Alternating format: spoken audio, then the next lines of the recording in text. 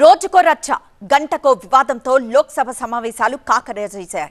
అమెరికాతో trade deal, general Naravane పుస్తకంపై రాహుల్ చేసిన వ్యాఖ్యలను బీజేపీ సీరియస్ గా తీసుకుంది. ఈ వ్యవహారం సభా హక్కుల నోటీసుల వరకు వెళ్లింది.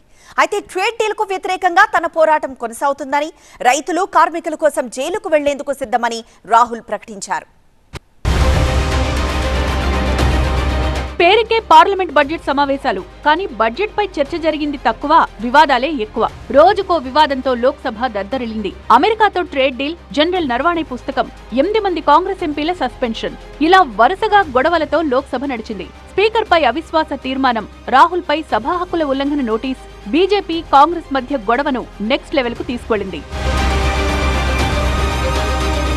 అమెరికాతో ట్రేడ్ పై రాహుల్ వ్యాఖ్యలను కేంద్రం చాలా సీరియస్ గా తీసుకుంది. భరతమాతను అమ్మేశారని తీవ్ర వ్యాఖ్యలు చేశారు రాహుల్. ఇక ఎప్స్టీన్ ఫైల్స్ లో కేంద్ర మంత్రి హర్దీప్ సింగ్ పూరి పేరుందని రాహుల్ సభలో ప్రస్తావించడం అధికార పక్షానికి మరింత ఆగ్రహం తెప్పించింది. ప్రధాని మోదీ, కేంద్ర మంత్రి హర్దీప్ సింగ్ పూరిపై రాహుల్ గాంధీ అనుచిత వ్యాఖ్యలు చేశారని బీజేపీ ఎంపీ నిషికాంత్ దుబే సభా హక్కుల ఉల్లంఘన నోటీసులిచ్చారు. రాహుల్ పార్లమెంటు సభ్యత్వాన్ని రద్దు చేయాలని స్పీకర్ కు విజ్ఞప్తి చేశారు. రాహుల్ జీవితాంతం ఎన్నికల్లో పోటీ చేయకుండా నిషేధం విధించాలని స్పీకర్ ను కోరారు.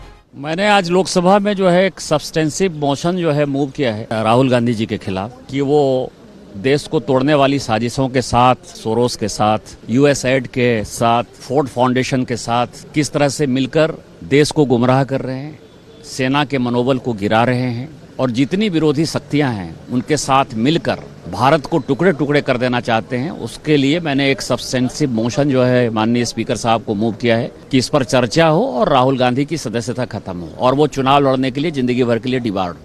రాహుల్ గాంధీపై సభా హక్కుల ఉల్లంఘన తీర్మానం విషయంలో కేంద్రం విముఖత వ్యక్తం చేసింది. లోక్సభలో రాహుల్ చేసిన ప్రసంగం నుంచి కొన్ని వ్యాఖ్యలు తొలగించాలని నిర్ణయించారు. రాహుల్ ఆరోపణలపై లోక్సభలో కేంద్ర మంత్రి హర్దీప్ సింగ్ పూరి జవాబిస్తారు. అయితే రాహుల్ పై సభా హక్కుల నోటీసులు ఇస్తే ఎలాంటి ఇబ్బంది లేదని కాంగ్రెస్ స్పష్టం చేసింది. దేశ ప్రయోజనాల కోసమే రాహుల్ మాట్లాడారని ప్రియాంక తెలిపారు. రాహుల్ కు నోటీసులతో ఎలాంటి లాభం ఉండదని కాంగ్రెస్ ఎంపీలు చెప్తున్నారు.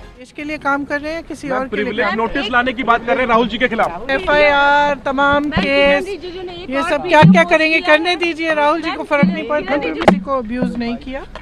कुछ 1-2 एमपी थे जिनको जो थोड़े ज्यादा नाराज थे तो उन्होंने वो एक्सप्रेस किया, अपनी नाराजगी एक्सप्रेस की और मैंने ये भी देखा है कि मैं पीछे से इनकरेज कर रही थी, बिल्कुल झूठे में चुपचाप बैठी थी और अंत में मैंने 1-2 चीजें बोली शांति से स्पीकर साहब को. ఇక ఆర్మీ మాజీ చీఫ్ జనరల్ నరవాణే రాసిన 4 స్టార్స్ ఆఫ్ డెస్టినీ పుస్తకంపై కూడా ప్రతిరోజు సభలో వివాదం చెలరేగింది. దీనిపై కేంద్రం కీలక నిర్ణయం తీసుకుంది. ఆర్మీ అధికారులు, రిటైర్డ్ ఆర్మీ అధికారులు పుస్తకాలు రాసే విషయంపై స్పష్టమైన ఆదేశాలు జారీ చేసింది. రచయిత ముందు తాను రాసిన పుస్తకాన్ని రక్షణ శాఖకు పంపాలి. రక్షణ శాఖ అనుమతి ఇచ్చిన తర్వాతే పుస్తకాన్ని విడుదల చేయాలి. తాను రాసిన 4 స్టార్స్ ఆఫ్ డెస్టినీ పుస్తకం ఇంకా పబ్లిష్ కాలేదని, పుస్తకం ప్రీ రిలీజ్ అయితే పబ్లిష్ అయినట్టు కాదన్నారు జనరల్ నరవణే. విపక్ష నేత రాహుల్ గాంధీ ఈ పుస్తకంలోని కొన్ని భాగాలను లోక్సభలో ప్రస్తావించడంపై రాజకీయ రగడ కొనసాగుతోంది. లడఖ్ లోకి చైనా సైన్యం చొరబడిందని జనరల్ నరవణే పుస్తకంలో ఉందన్నారు రాహుల్ గాంధీ. దేశ అంతర్గత వ్యవహారాలు, సైన్యం ఆపరేషన్స్ పై పుస్తకాల్లో రాయకూడదని ఆర్మీ అధికారులు, మాజీ ఆర్మీ అధికారులు కేంద్రం రూపొందించిన గైడ్ లైన్స్ లో పేర్కొన్నారు. జాతీయ భద్రత గురించి వివాదాలు సృష్టించే విధంగా పుస్తకాలు రాయరాదని ఇప్పటికే కేంద్రం గైడ్ లైన్స్ లో ఉంది. జనరల్ నరవణే పుస్తకం గురించి మరిన్ని విషయాలు వెలుగులోకి వచ్చాయి. రక్షణ శాఖ అనుమతుల కంటే ముందే ఈ పుస్తకం గ్లోబల్ మార్కెట్ లోకి ప్రవేశించినట్లు ఢిల్లీ పోలీసులు గుర్తించారు. ఇదంతా కుట్రపూరితంగానే జరిగినట్లు అనుమానిస్తున్నారు. లీక్ అయిన ఈ 4 స్టార్స్ ఆఫ్ డెస్టినీ పుస్తకం అమెరికా, కెనడా, ఆస్ట్రేలియా, జర్మనీ దేశాల్లోని ఆన్లైన్ ప్లాట్ఫామ్ లో విక్రయానికి ఉన్నట్లు పోలీసులు గుర్తించారు. ఈ లీక్ అయిన కాపీకి ఇంటర్నేషనల్ స్టాండర్డ్ బుక్ నెంబర్ ఉండడం చూసి పోలీసులు షాక్ అయ్యారు. రక్షణ శాఖ అనుమతులు రాకుండానే నరవణే పుస్తకానికి ఈ నెంబర్ ఉండడం పలు అనుమానాలకు తావిస్తోంది.